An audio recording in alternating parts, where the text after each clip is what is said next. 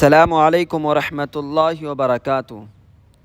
دینی تعلیمی بورڈ جمعیت علماء مراد آباد کے زیر اہتمام مکتب دار ارقم مسجد عنایت نبی خاں نواب پورے میں ششماہی امتحان کے نتائج کے بعد انعامی پروگرام منعقد کیا گیا۔ اس پروگرام کا مقصد بچوں کی حوصلہ افزائی اور علمی ترقی کو مزید بہتر بنانا تھا۔ پروگرام بعد نماز عشاء شروع ہوا۔ اس موقع پر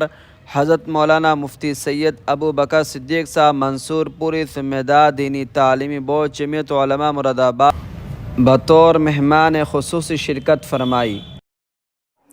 لا يكلف الله نفسا إلا وسعها لها ما كسبت وعليها ما اكتسبت ربنا لا تؤاخذنا إن نسينا أو أخطأنا ربنا ولا تحمل علينا إصرا كما حملته على الذين من قبلنا ربنا ولا تحملنا ما لا طاقة لنا به واعف عنا واغفر لنا وارحمنا أنت مولانا فانصرنا على القوم الكافرين صدق اللہ العظیم۔ اسے دیکھا نہیں ہے مگر ہم نے آنکھوں سے دیکھا نہیں ہے مگر ان کی تصویر سینے میں موجود ہے جس نے لا کر کلام الہی دیا جس نے لا کر کلام الہی دیا وہ محمد مدینے میں موجود ہے۔ پھول کھلتے ہیں پڑ پڑ کے صلی اللہ پھول کھلتے ہیں پڑ پڑ کے صلی اللہ جھوم کر کہہ رہی ہے یہ باتیں صبا ایسی خوشبو چمن کے گلوں میں کہاں ایسی خوشبو چمن کے گلوں میں کہاں جو نبی کے پسینے میں موجود ہے۔ ہم نے مانا کہ جنت بہت ہے حسین ہم نے مانا کہ جنت بہت ہے حسین چھوڑ کر ہم نہ جائیں مدینہ کہیں یوں تو جنت میں سب ہے مدینہ نہیں یوں تو جنت میں سب ہے مدینہ نہیں اور جنت مدینے میں انجیل اور قرآن مجید، لیکن ان میں توریت، زبور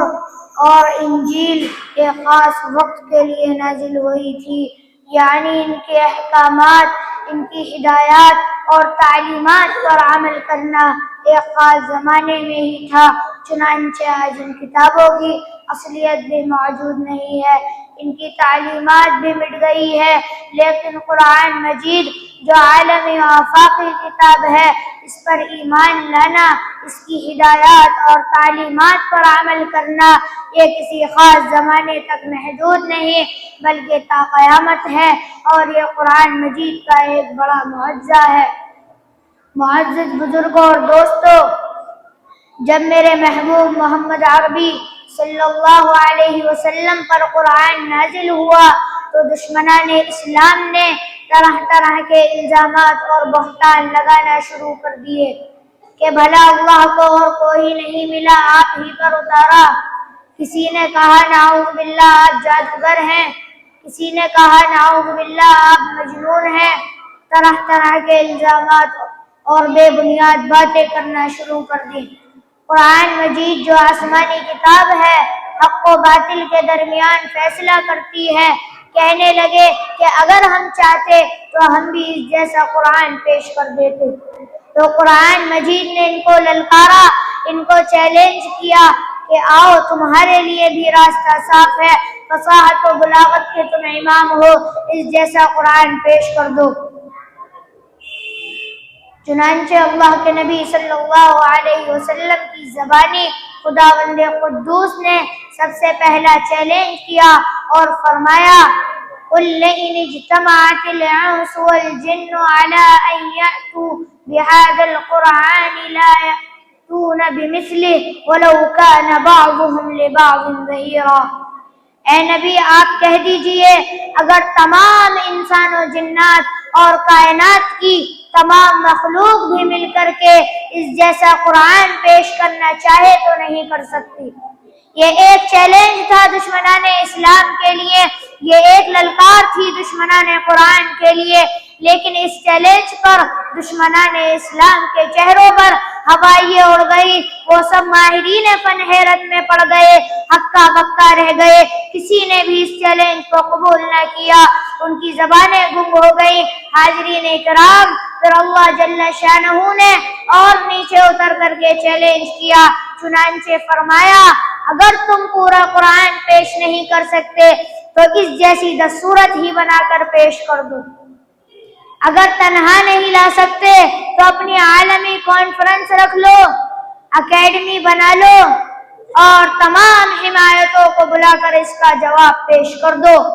چنانچہ بارے تعالی نے ان کو دوسری بار چیلنج کیا اور فرمایا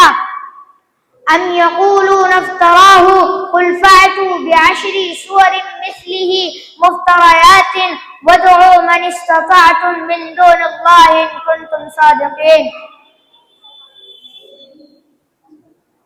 ان مشرکوں کا خیال یہ ہے کہ قرآن مجید آسمانی وحی نہیں ہے۔ اے نبی آپ کہہ دیجئے کہ تم اس جیسی 10 سورت ہی بنا کر پیش کر دو اور اپنے معبودان باطلہ کو بھی ساتھ لے لو۔